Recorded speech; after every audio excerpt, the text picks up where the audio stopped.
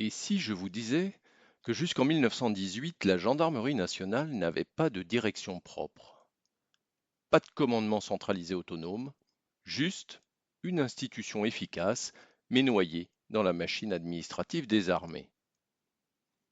Aujourd'hui, dans Gendarme, je vous emmène à la rencontre d'un homme encore trop méconnu, mais qui a pourtant façonné la gendarmerie moderne, le colonel Joseph Plick, premier directeur de la gendarmerie nationale. Un officier rigoureux, grand réformateur, passionné d'histoire, une figure majeure de la Troisième République. Vous ne le connaissez pas encore? À la fin de cet épisode, vous vous demanderez bien pourquoi.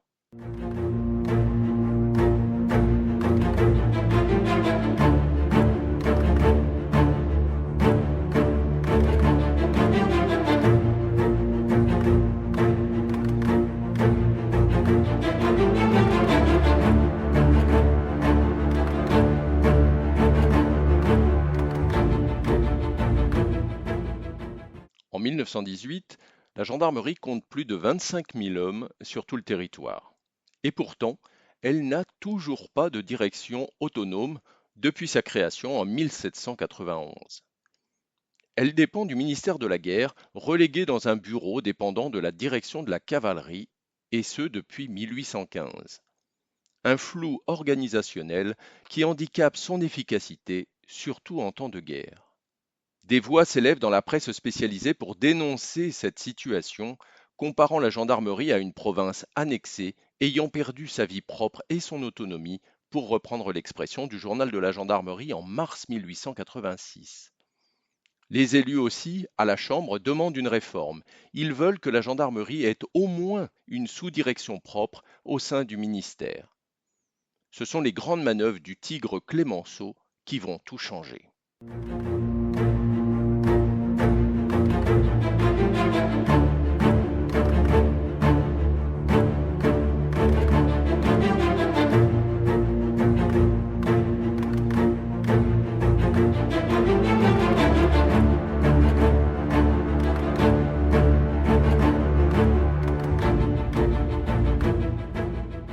Joseph Plick naît en 1866. Il n'a rien d'un flamboyant général de la Troisième République. Pas de fait d'armes spectaculaires, pas de slogan patriotique. Mais c'est un homme de terrain.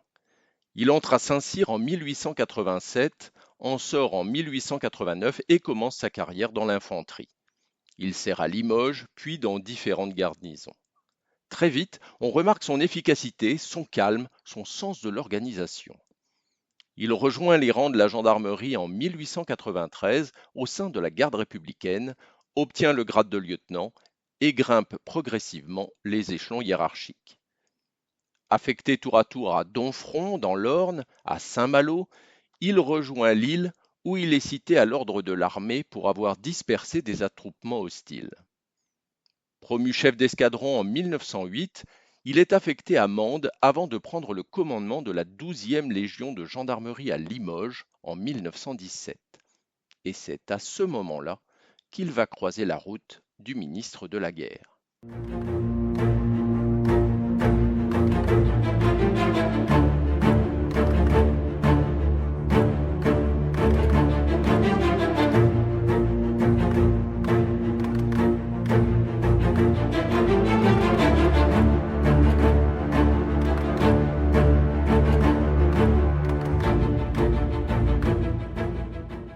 En pleine guerre, maintenir l'ordre intérieur devient une mission cruciale. Clémenceau, le tigre, comprend qu'il faut pour cela doter la gendarmerie d'un organe de centralisation et de coordination autonome.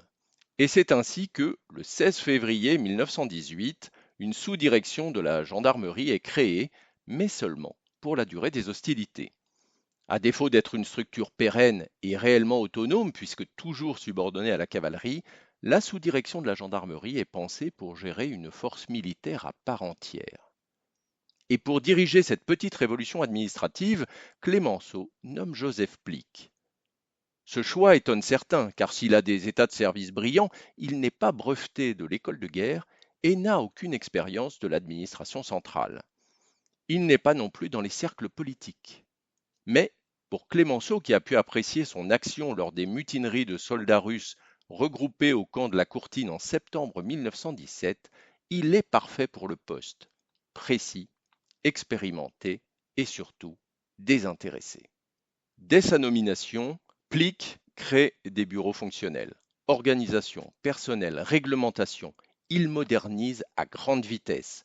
L'important pour lui est de faire progresser la gendarmerie comme institution à part entière.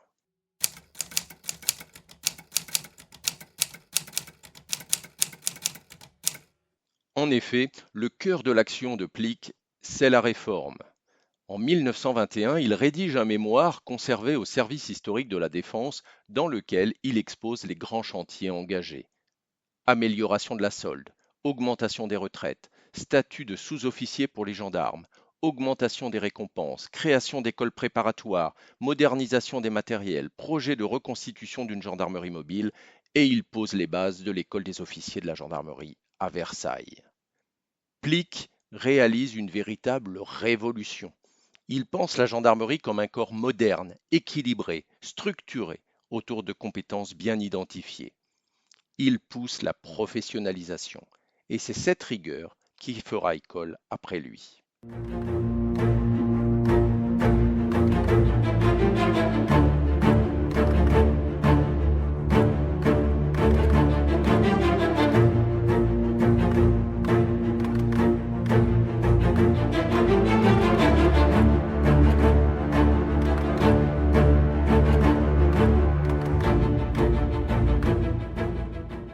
La sous-direction de la gendarmerie n'est malheureusement pas prévue pour durer.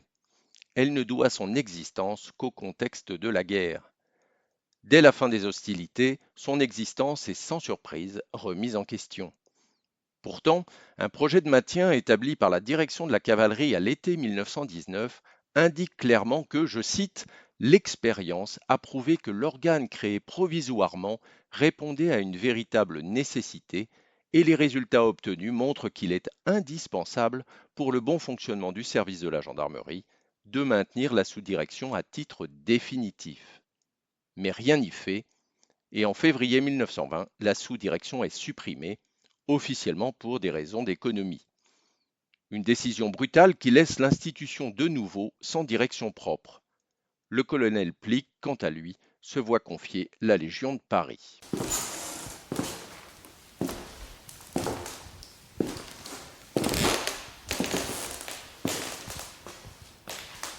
Pourtant, les faits sont là. La gendarmerie a gagné en efficacité, en clarté, en organisation. Et cela, les députés fraîchement élus de la Chambre Bleu Horizon ne l'oublient pas. À la Chambre, plusieurs parlementaires réclament le maintien, mieux encore, la transformation de la sous-direction de la gendarmerie en une véritable direction de la gendarmerie. En juillet 1920, la loi de finances autorise la création d'un poste de directeur. L'organisation devient enfin pérenne. Ce sera la 13e direction de l'administration centrale du ministère de la Guerre. Et qui d'autre pour l'incarner que celui qui l'a pensé et porté depuis 2 ans? Le colonel Plick est officiellement nommé directeur de la gendarmerie le 29 octobre 1920.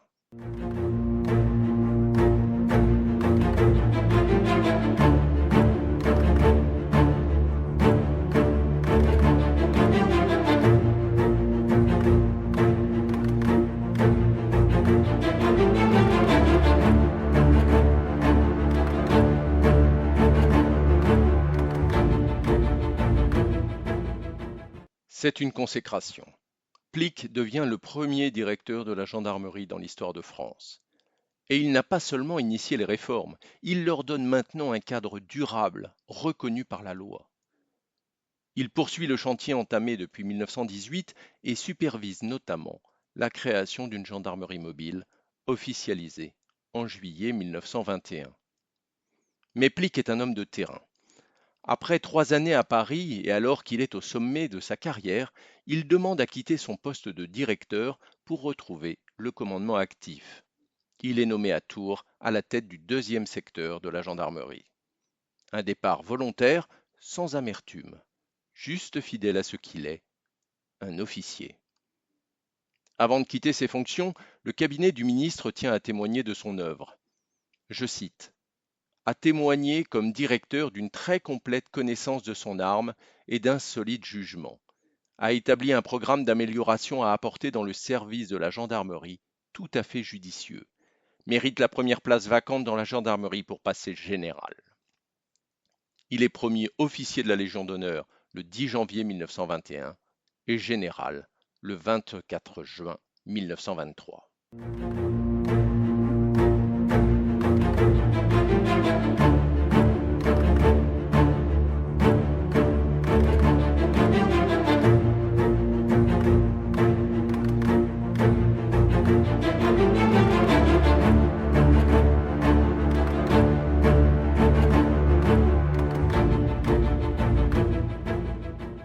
Ce que peu savent, c'est que Joseph Plick est aussi un historien passionné. Il écrit, il fouille, il publie. Il s'intéresse très tôt à la maréchaussée et publie en 1910 un ouvrage qui fera date, Histoire de la maréchaussée du Gévaudan.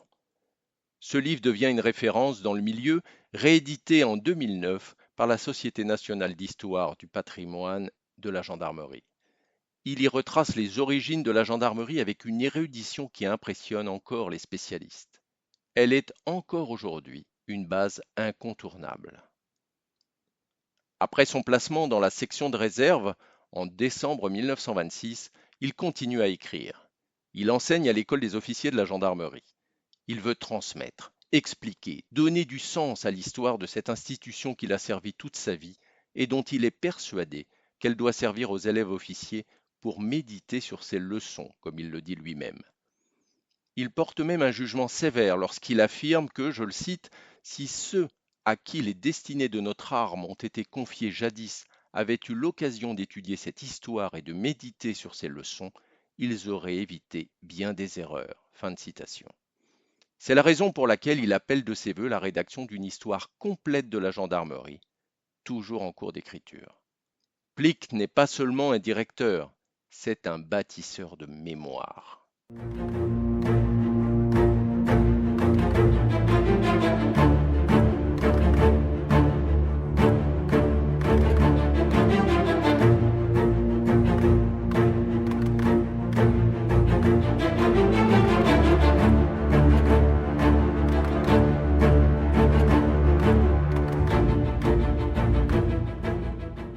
Le général Plick meurt en 1949, dans un relatif oubli.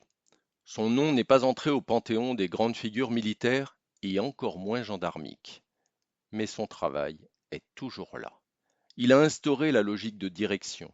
Il a pensé la gendarmerie comme un corps cohérent. Il a préparé l'école des officiers, réhabilité le métier de sous-officier, redéfini les grades. Joseph Plick est une figure discrète, mais essentielle. Il n'a pas gagné de grandes batailles. Il ne figure pas au panthéon de la gendarmerie.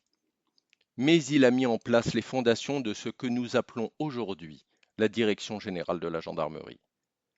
Son œuvre demeure aujourd'hui fondamentale.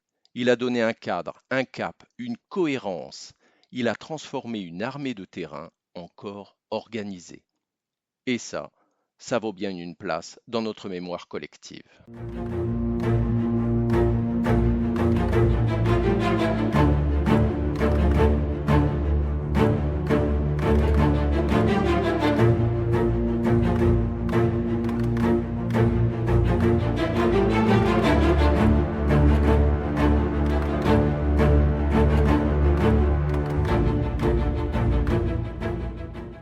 Si vous souhaitez aller plus loin et creuser le parcours de Joseph Plick, sachez que quelques travaux de référence lui ont été consacrés, même s'ils restent encore trop rares au regard de son importance. Je vous recommande notamment les articles de Xavier Borda. Joseph Plick, premier directeur et historien de la gendarmerie, paru dans le hors-série Histoire numéro 3 de la Revue de la Gendarmerie nationale en 2002. Joseph Plick, premier directeur de la gendarmerie, toujours dans la Revue de la Gendarmerie nationale, le numéro 252 du premier trimestre 2015. Et plus récemment, Joseph Plick, premier directeur de la gendarmerie, publié dans Histoire et patrimoine des gendarmes, numéro 17 de 2021. Vous pouvez aussi lire la synthèse signée par l'aspirante Noémie Carlus dans Jean d'Info numéro 389 de l'été 2016. Des lectures précieuses, accessibles pour la plupart, qui éclairent cette figure encore méconnue. Merci d'avoir écouté cet épisode de Gendarme. Si vous avez aimé, pensez à le partager, à le noter, à le commenter et surtout à nous suivre. À bientôt pour un nouvel épisode.